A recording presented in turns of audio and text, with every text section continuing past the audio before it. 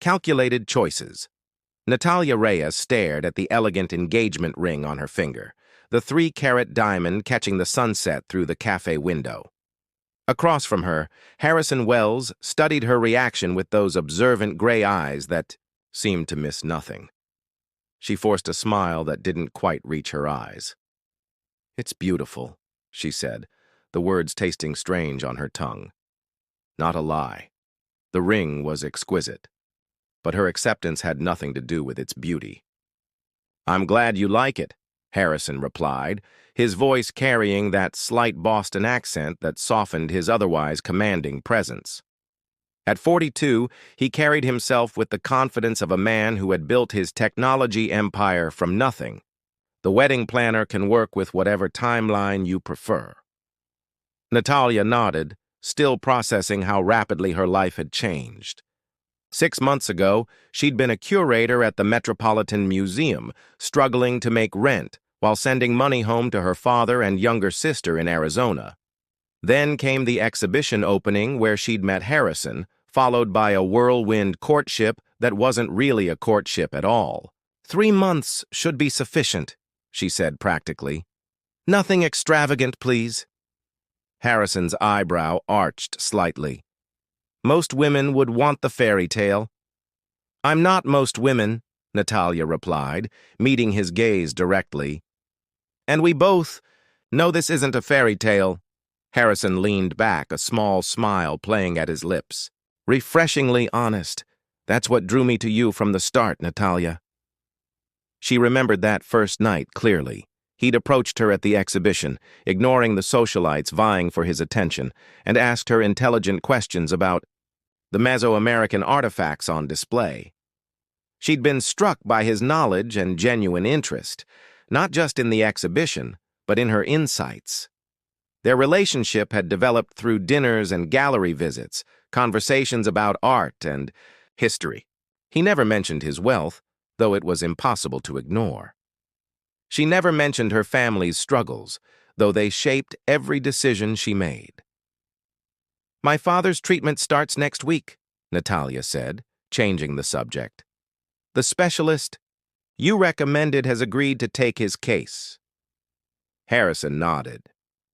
"Dr. Whitman is the best oncologist on the East Coast. Your father will be in good hands." That was the unspoken arrangement between them.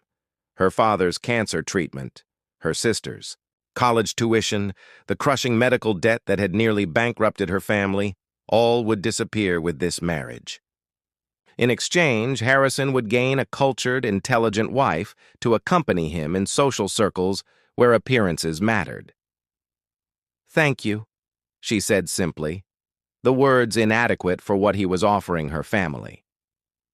Later that evening, Natalia sat in her small apartment, phone pressed to her ear as her sister Daniela bubbled with excitement about wedding dresses and venues. "I still can't believe you're marrying Harrison Wells," Daniela exclaimed. "He seems so nice in the photos you sent, and so handsome for an older guy." Natalia's throat tightened. "He is kind," she managed. The word seemed insufficient, but it was true. Harrison had never pressured her, never made her feel like an acquisition. If anything, he treated her with a respect that made her charade harder to maintain. "Are you happy, Nat?" Daniela asked, her voice softening. "You don't have to do this for us, you know." Natalia closed her eyes, seeing her father's frail form in the hospital bed, the mounting bills, Daniela's deferred college dreams. "I'm making a practical choice," she said carefully. "Harrison and I understand each other." After saying good night, to her sister, Natalia walked to the window, gazing at the city lights below. She thought of Harrison's proposal, so unlike the romantic scenes from movies. They'd been having dinner at his penthouse when he'd calmly suggested that their relationship could benefit them both. No pretense of grand passion, just mutual respect and compatible goals. "I'm not looking for a fairy tale romance," he'd told her. "I'm looking for a partner, someone intelligent, someone real." She'd appreciated his honesty. even as she concealed her own motivations. What would he think if he knew she'd calculated the benefits of their union with such precision? That, each time he spoke of respect and partnership, she thought of her father's medical bills and Daniela's future. Her phone buzzed with a message from Harrison.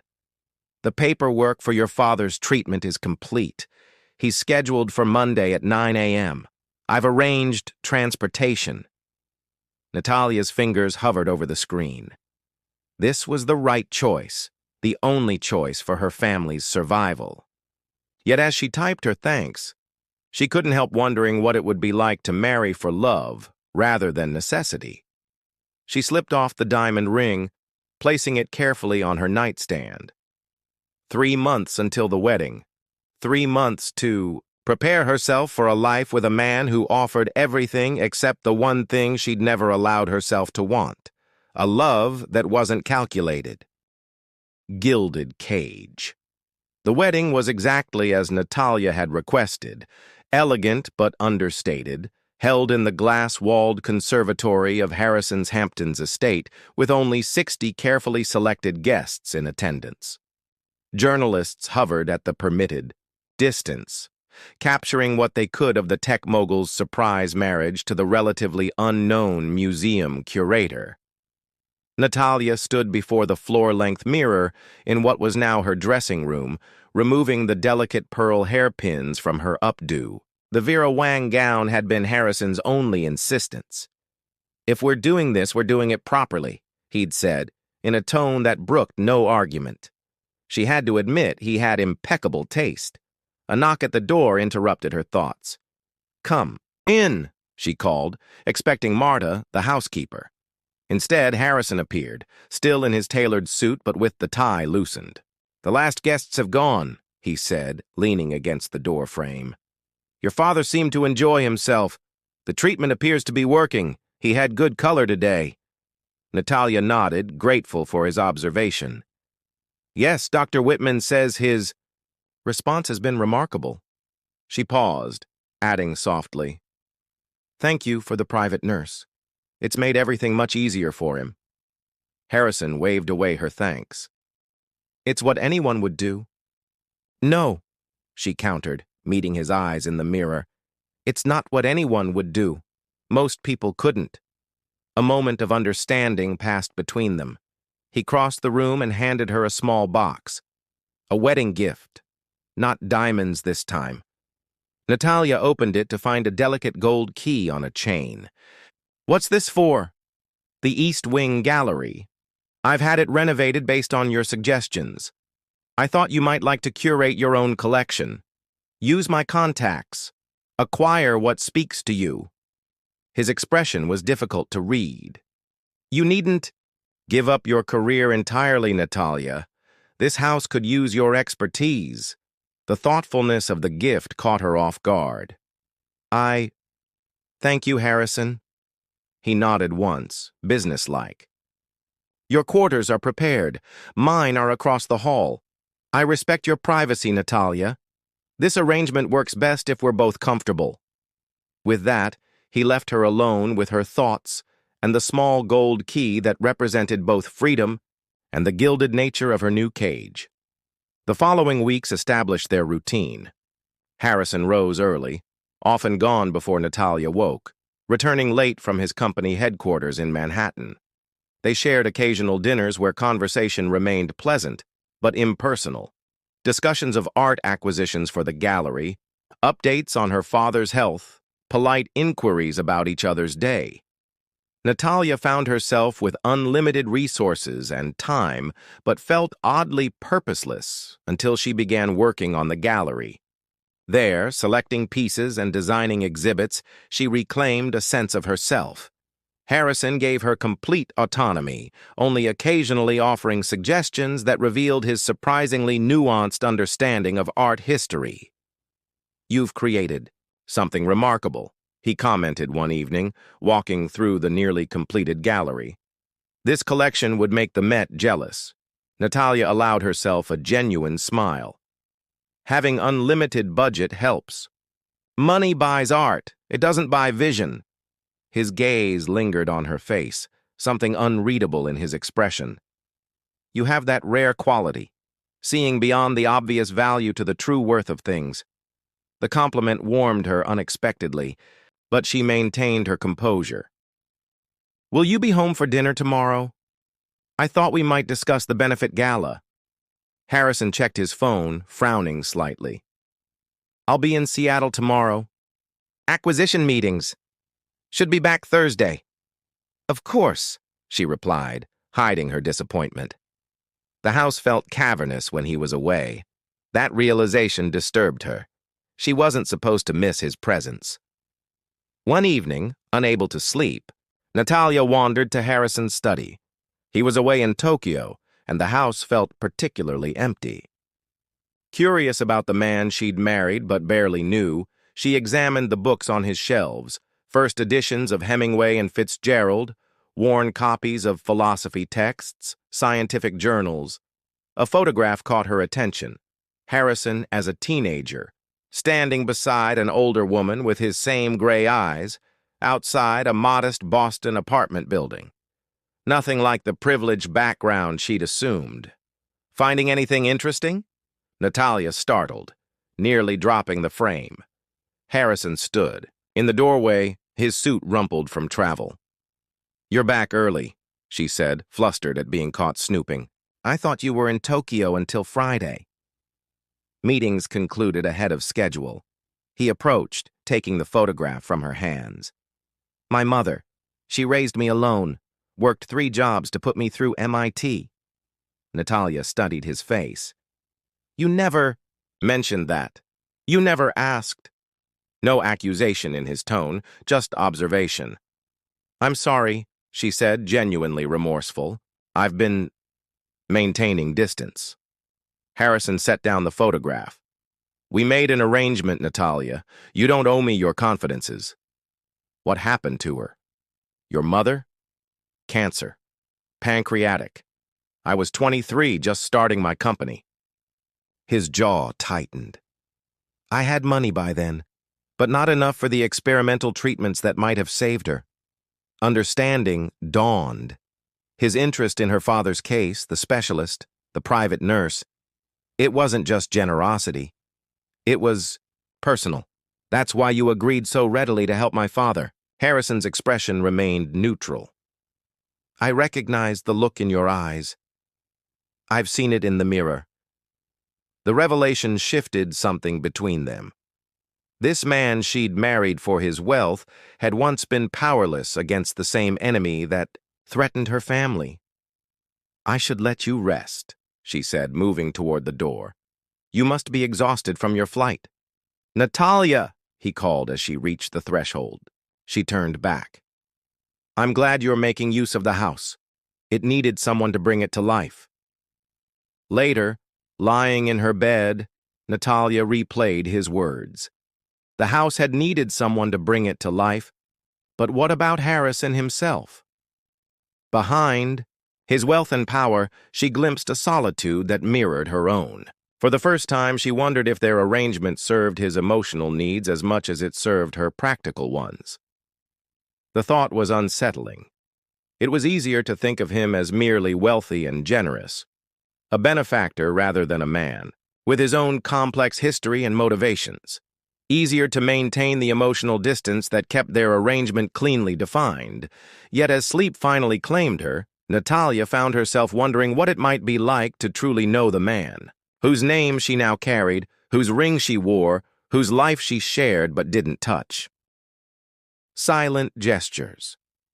Natalia stood in the doorway of her sister's dorm room, watching Daniela arrange framed photos on her desk at Princeton.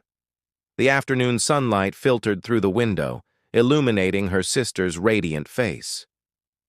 I still can't believe I'm here, Daniela breathed, running her fingers along the spines of her new textbooks. Pre-med at Princeton. It doesn't feel real. Natalia smiled, feeling a complex mixture of pride and melancholy. This was why she had made her bargain with Harrison, moments like this. You earned it, Danny. Your grades were always exceptional. But we both know I wouldn't be here without... Daniela hesitated, her expression growing serious. "Without your sacrifice." Natalia crossed the room, taking her sister's hands. "It's not a sacrifice when it's a choice," she said firmly.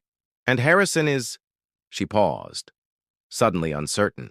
How to describe her husband of 6 months? Kind, distant, generous, enigmatic, all true, none complete. "Is he good to you?" Daniela asked, searching her sister's face. Before Natalia could answer, her phone buzzed with a text. Harrison. The movers delivered Daniela's care package. Did they remember the electric blanket she wanted? Natalia smiled despite herself. "Yes," she replied aloud. "He's good to me, in his way." The drive back to New York gave Natalia time to reflect. Harrison had arranged everything for Daniela's college experience. Not just tuition, but housing, supplies, even connecting her with research mentors in the medical school. All done quietly, efficiently, without expecting acknowledgement. It was a pattern she'd begun to recognize. Harrison didn't make grand gestures. He simply identified needs and addressed them, often without mentioning them to Natalia at all. When she arrived home, the house was unusually active. Caterers moved purposefully through the kitchen, and staff arranged flowers in the foyer. "Mrs. Wells," the house manager approached her. "Mr. Wells asked me to inform you that there will be a small gathering this evening. Some associates from the foundation." Natalia frowned. "Foundation? What foundation?" The woman looked surprised.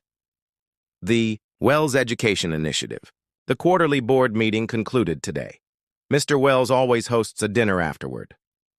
Natalia nodded as though this was familiar information, then retreated to her room to change. 6 months of marriage, and still she discovered new facets of Harrison's life daily. The Education Foundation was news to her. She chose a simple black dress and descended to find Harrison in the library with a dozen guests, discussing funding allocations with animated interest. "Natalia," he greeted her, his eyes warming slightly. "Perfect timing. Dr. Forrester was just asking about the community art program you mentioned last month." An elegant woman in her 60s extended her hand. "Harrison was quite taken with your proposal for bringing curated exhibitions to underserved schools. We'd love to hear more." Surprised, Natalia glanced at Harrison. She'd mentioned the idea in passing during one of their rare shared breakfasts, not expecting him to remember, much less share it with his foundation board. Throughout dinner, she observed Harrison with new eyes. Among these educators and philanthropists, he showed a passion she rarely glimpsed at home. He spoke of literacy programs in rural communities, technology initiatives for girls in STEM, scholarship opportunities for first-generation college students. "You never told me about your foundation," she said later when the guests had departed, and they stood alone in the quiet library. Harrison loosened his tie, looking momentarily uncomfortable with her attention. "It didn't come up. It funds educational opportunities for underprivileged students." "Yes." "Like you once were," she said softly, remembering the photograph of him and his mother outside that modest apartment building. He met her gaze. "Education changed my life. It should be accessible to anyone with the desire to learn. Why keep it from me?" Harrison shrugged, but the gesture seemed forced. "Our arrangement didn't necessitate sharing every aspect of our lives." "Our arrangement," Natalia repeated, the word suddenly tasting bitter. "Is that still what this is?" Before he could answer, his phone rang. He checked the screen. "I need to take this. Tokyo again." He hesitated, then added, "The foundation could use someone with your perspective, Natalia. If you're interested." She watched him walk away, realizing with a start that she wanted to be included in this part of his life, wanted to know the man who built schools in rural communities and created scholarships for students like her sister. The next morning, she discovered a portfolio on her desk, the complete documentation of the Wells Education Initiative, with a note in Harrison's precise handwriting. Your insights would be valued. Natalia spent the day immersed in the Foundation's work, increasingly moved by its impact. That evening, she left a proposal on Harrison's desk. Ideas for integrating arts education into the existing programs. She didn't expect a response. He was still in meetings. But 3 days later, she received an email from the Foundation's executive director. Mr. Wells has authorized a pilot program based on your proposal. We would be honored if you would oversee its implementation. When Harrison returned from his trip, Natalia was waiting in his study. You implemented my proposal.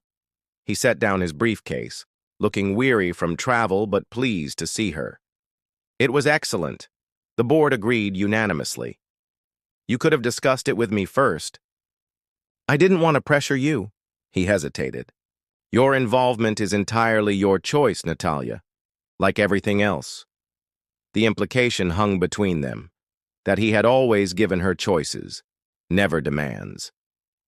Thank you, she said finally, for seeing value in my ideas. Harrison smiled, a genuine expression that transformed his serious face. I've always seen your value, Natalia, from the first day at the exhibition. The moment lingered, something unspoken passing between them. Then Harrison's phone chimed, breaking the spell. Your father's latest scan results, he said, checking the message. Dr. Whitman says the tumor has reduced another 18%. The treatment is working better than expected. Tears sprang unexpectedly to Natalia's eyes. Harrison crossed the room, his hand hovering uncertainly before resting gently on her shoulder. That's wonderful news, he said softly. Natalia looked up at him, really seeing him. Not the wealthy benefactor she'd married, but the man who remembered her passing comments, who implemented her ideas, who tracked her father's medical progress as attentively as she did herself. Why do you care so much? She whispered. Harrison's hand remained on her shoulder, warm and steady. Because it matters to you, he said simply. That night, Natalia lay awake thinking of Harrison's foundation, of his quiet support of her career, of his attentiveness to her family's needs. All these silent gestures, never mentioned, never used to win her approval or gratitude. She had married him for security, a calculated decision. But Harrison, what had he truly wanted from this marriage? Not a trophy wife, not social advancement, not even companionship, given how little he demanded of her time. Looking back on 6 months of marriage, she realized he had given everything while asking almost nothing in return. The thought was both comforting and troubling. Comforting because his generosity appeared genuinely selfless, troubling because she had never questioned what he might need from her. For the first time, Natalia wondered if their arrangement had shortchanged not her, but Harrison. And for the first time, she found herself wanting to give something back, not out of obligation, but from a growing desire to be a true partner to the complex private man whose ring she wore. Storm weathered. The call came at 3:17 a.m. on a Tuesday in November. Natalia fumbled for her phone in the darkness, instantly alert when she saw her sister's name. Danny, what's wrong? It's Dad, Daniela's voice cracked. He collapsed. We're at Princeton Medical Center. They think it might be a stroke. They're not sure. I'm coming right now, Natalia said, already out of bed. She dressed hurriedly in the dark, mind racing.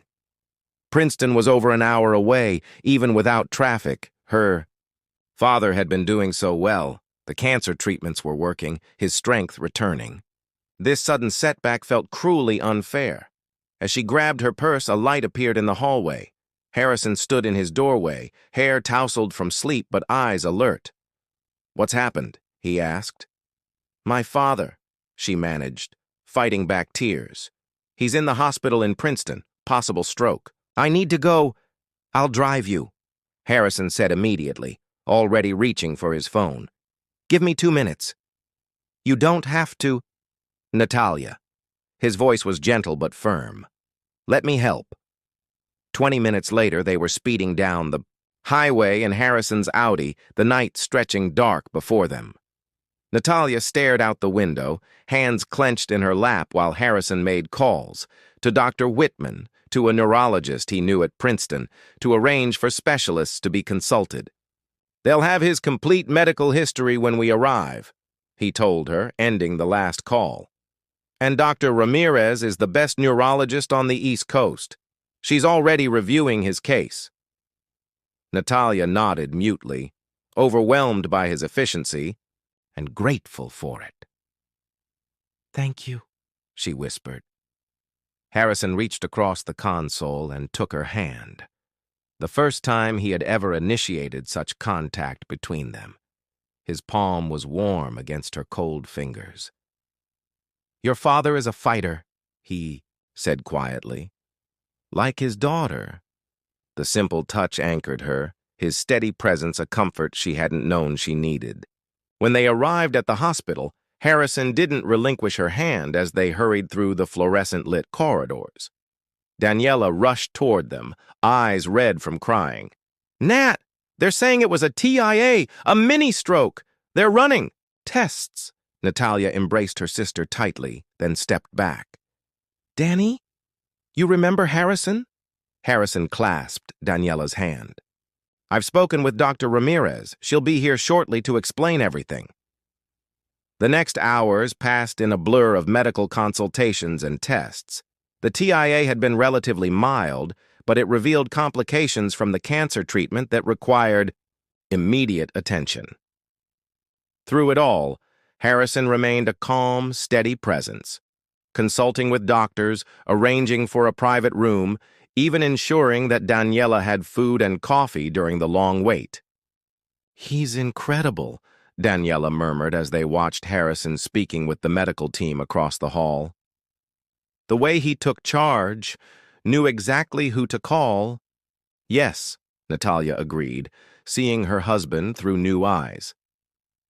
In crisis, Harrison revealed a side of himself she had glimpsed only in fragments before.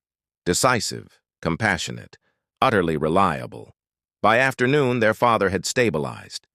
The specialists Harrison had called in developed a revised treatment plan that would address both the cancer and the new cardiovascular concerns.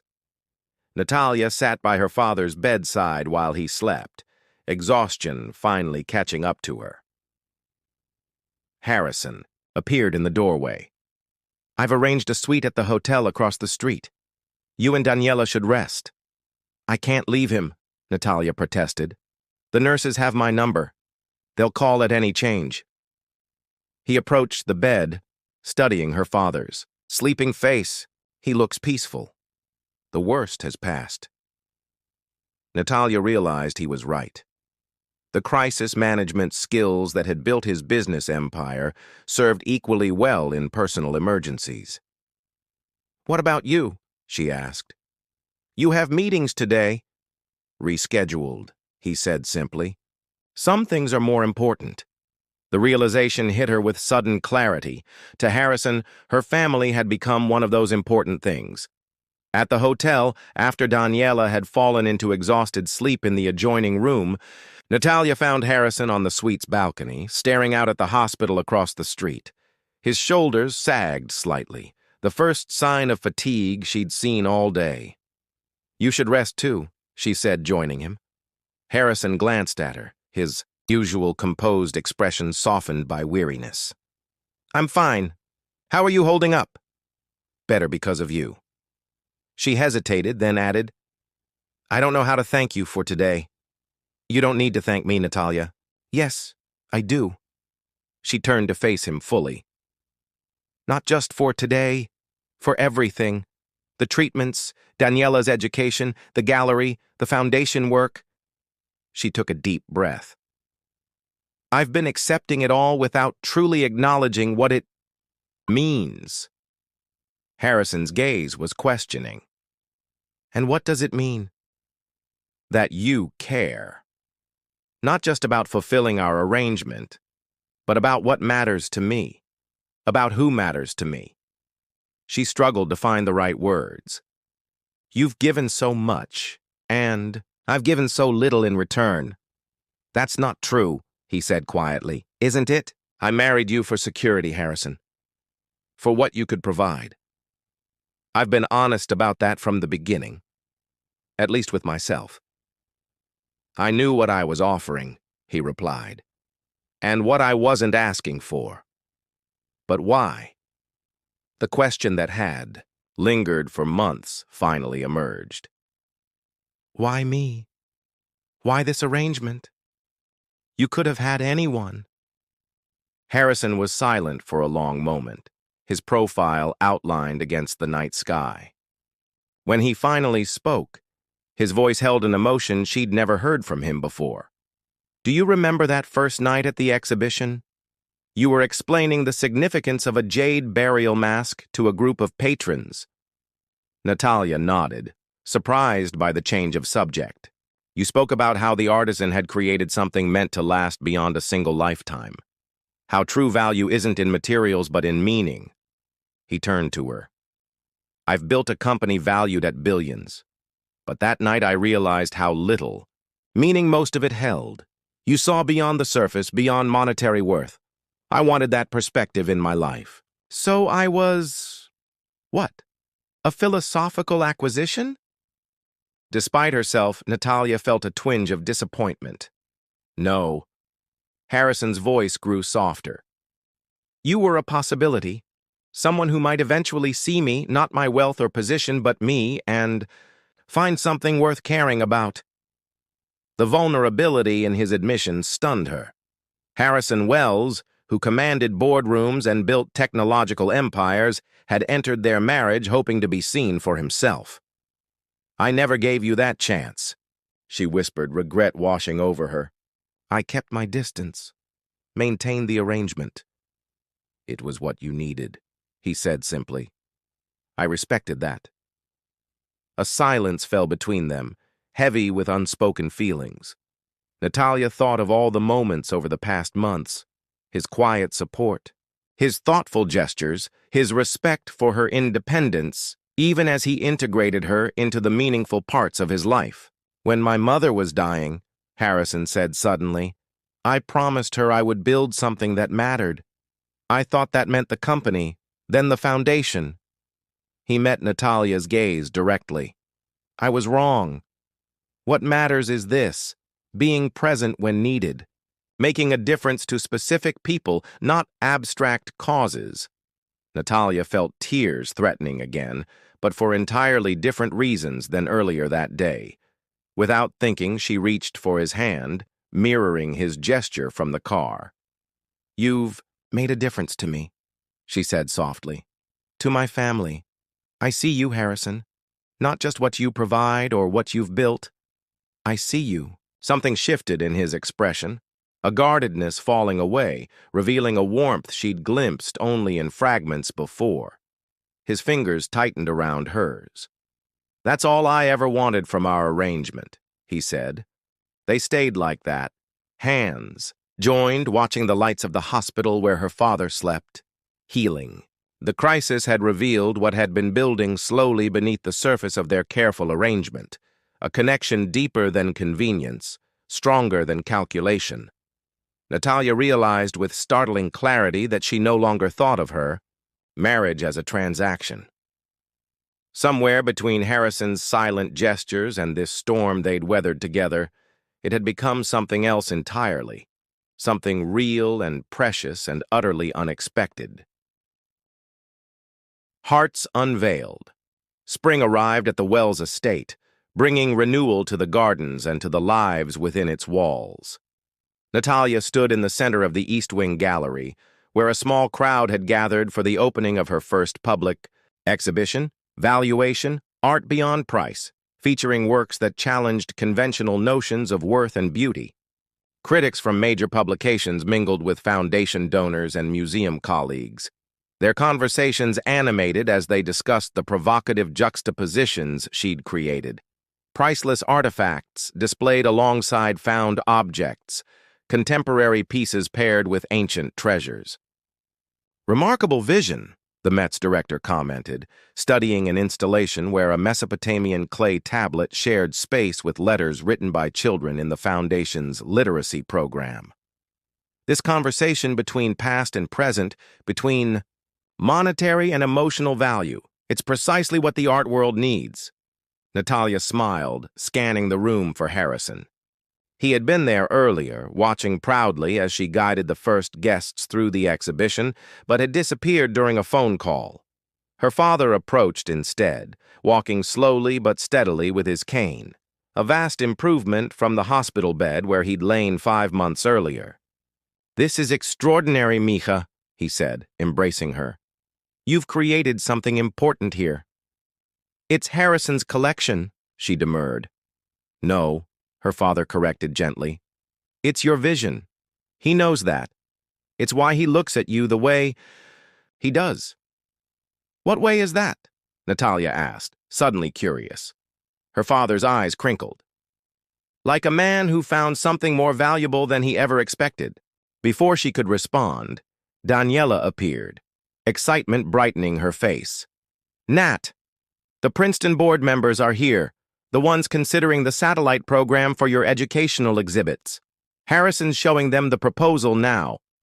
In the library, Natalia found Harrison deep in conversation with 3 distinguished academics, presenting the detailed plan she'd developed for bringing curated art experiences to schools throughout New Jersey. "Ah, here she is," Harrison said, his face warming as she entered.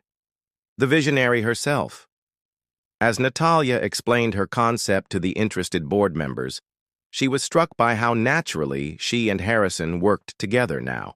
His business acumen complementing her artistic sensibility, his quiet support amplifying her voice rather than overshadowing it. It was past midnight when the last guests departed. Natalia slipped off her heels, curling her toes against the cool marble floor as she wandered through the now quiet gallery. The exhibition represented months of work, but more than that, it embodied the journey she'd taken, from seeing art as her escape to recognizing it as her purpose. She found Harrison in his study, jacket discarded, scrolling through emails at his desk. He looked up as she entered, his tired expression softening. "You should be celebrating," he said. "The exhibition is a triumph." "I wanted to thank you," she replied, perching on the edge of his desk, a casual intimacy that would have been unthinkable a year ago. "Not just for tonight, but for believing in my ideas from the beginning." Harrison set aside his phone, giving her his full attention. "Your ideas were always worthy of belief." The simple statement encapsulated so much of what had changed between them, his consistent faith in her abilities and her growing recognition of his genuine respect. "The Princeton board seems enthusiastic about the educational program," she said. "They'd be fools not to be. It will transform how those students see the world." Harrison hesitated, then added, "I've been meaning to discuss something with you. The Tokyo expansion." Natalia nodded. His company's Asia-Pacific headquarters had been under construction for months. "The initial phase is complete. I need to be there for at least 6 weeks to oversee the transition." He studied her face. "I'd like you to come with me." The invitation hung between them, not a demand, not even an expectation, but an acknowledgement of what they both now knew. Their relationship had evolved far beyond their original arrangement. "What about my father? The exhibition?" she asked, though the questions were perfunctory. "The exhibition runs for 3 months. Your father's last scan was clear, and Daniela will be home for summer break." Harrison's gaze remained steady. "But if you prefer to stay, I understand." Natalia considered what he was really asking, not just about Tokyo, but about the future of their relationship. A year ago, she would have seen his absence as a reprieve, a chance to breathe freely in the mansion without the weight of their bargain hanging over her. Now, the thought of 6 weeks without him felt hollow. "I want to go with you," she said simply.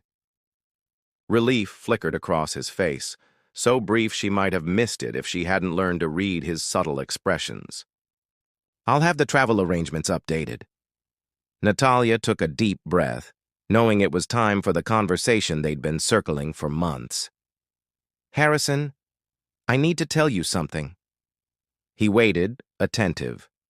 "When I agreed to marry you, I did it for security, for my family, not for you, not for us." The admission felt both painful and liberating. "You deserve better than that." "You were honest about your priorities," Harrison replied. "I respected that. But I wasn't honest with myself about what was happening between us." She met his gaze directly. Somewhere along the way, the arrangement became real. My feelings became real. Harrison went very still, the careful composure he maintained in business negotiations giving way to something more vulnerable. "What are you saying, Natalia?" She moved from the desk to stand before him, close enough to see the flecks of silver in his gray eyes. "I'm saying that I married you for security. But I stayed because I fell in love with you, with your integrity, your kindness, your quiet strength." Her voice softened. "With the way you love without demands or expectations." Harrison stood slowly, as if afraid sudden movement might shatter the moment. "I never expected you to love me," he said, his voice rough with emotion. "I only hoped you might eventually see me, really see me." "I see you," she whispered, reaching for his hand. "I've been seeing you more clearly every day." He drew her closer, one hand rising to touch her cheek with a gentleness that made her heart ache. "I've loved you since that first night at the exhibition," he confessed. "Not for what you might bring to my life, but for who you already were, passionate, principled, unflinchingly honest.